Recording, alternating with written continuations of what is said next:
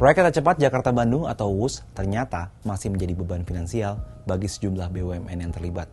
Laporan keuangan terbaru menunjukkan 4 BUMN yang menaungi proyek kereta cepat merugi hingga 1,625 triliun rupiah. Salah satu penyebabnya karena BUMN ini harus ikut menanggung beban utang dan bunga tinggi kepada pihak Cina. Lantas apa dampaknya bagi BUMN dan apa solusi pemerintah untuk mengatasi persoalan ini? Dalam laporan keuangan PT Kereta Api Indonesia Persero per 30 Juni 2025 yang dipublikasikan di situs resminya, PT Pilar Sinergi BUMN Indonesia atau PT PSBI sebagai entitas anak usaha KAI mencatatkan kerugian hingga 4,195 triliun rupiah pada tahun 2024. Kerugian terus berlanjut di tahun ini. Sepanjang semester 1 2025, PT PSBI juga merugi sebesar 1,625 triliun rupiah. Laporan keuangan juga menunjukkan nilai rugi bersih dari PT PSBI yang dikontribusikan ke KAI mencapai 951,48 miliar per Juni 2025. Jika dihitung selama setahun penuh, kerugian tersebut setara dengan sekitar 1,9 triliun rupiah. Nilai ini memang lebih rendah dibandingkan kerugian tahun penuh 2024 yang mencapai 2,69 triliun rupiah, tapi tetap menambah beban keuangan PT KAI.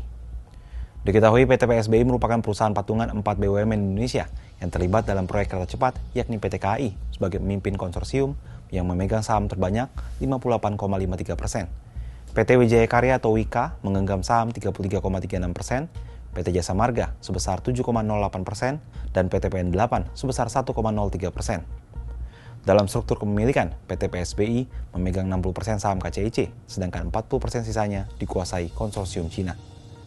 Kerugian yang diderita KCIC termasuk pembayaran utang harus ditanggung PT PSBI sebagai pemegang saham. Imbasnya keuangan 4 BUMN Indonesia yang jadi pemegang saham PT PSBI ikut menanggung beban kerugian triliunan tersebut. Untuk mengatasi persoalan ini, diketahui Badan Pengelola Investasi Danantara menjadikan proyek kereta cepat sebagai salah satu prioritas program kerjanya. Salah satunya ialah merestrukturisasi utang proyek kereta cepat Jakarta-Bandung. Diketahui, proyek kereta cepat kerjasama Indonesia-Cina ini mengalami pembengkakan biaya pembangunan sebesar 1,2 miliar dolar AS atau setara 19,54 triliun rupiah. Lantas, langkah apa yang akan dilakukan oleh Danantara untuk menyelesaikan persoalan ini?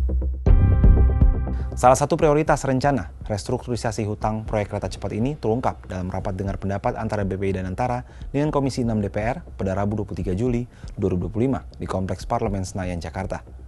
Dalam kesempatan itu, Chief Operating Officer atau COO Danantara, Doni Oskaria menjelaskan, restrukturisasi ini perlu dilakukan untuk menjaga kinerja BUMN yang terlibat dalam proyek kereta cepat, khususnya PT Kereta Api Indonesia yang menjadi pemimpin konsorsium Indonesia. Meski begitu, Doni tak merinci terkait usulan skema restrukturisasi yang akan diajukan ke pemerintah. Namun ia memastikan penyelesaian masalah utang kereta cepat akan dilakukan secara komprehensif dan tidak mengganggu kinerja KAI. Diketahui, proyek pembangunan konstruksi kereta cepat Jakarta-Bandung dimulai pada 2016, sebelum akhirnya diresmikan pada 2 Oktober 2024 oleh Presiden Joko Widodo. Proyek kereta cepat Jakarta-Bandung ini mulanya diperkirakan menelan biaya 86,67 triliun rupiah, tapi belakangan terjadi pembengkakan atau cost of run hingga sekitar 7,27 miliar dolar AS atau setara 112 triliun rupiah. Komposisi pembiayaan proyek ini adalah 75% berasal dari pinjaman melalui China Development Bank atau CDB dan sisanya merupakan setoran modal dari konsorsium dua negara yaitu Indonesia-Cina. Total pinjaman Indonesia ke CDB mencapai 8,3 triliun rupiah. Utang itu dipakai untuk pembiayaan pembengkakan biaya kereta cepat. Bunga yang ditawarkan oleh Cina adalah 3,4% per tahun dengan tenor selama 30 tahun. Proyek ini diketahui juga telah mendapat suntikan APBN dalam bentuk penyetaraan modal negara atau PMN sebesar 7, triliun rupiah. PT KCIC sendiri mengatakan proyek ini akan balik modal atau BEP dalam waktu 50 tahun mendatang.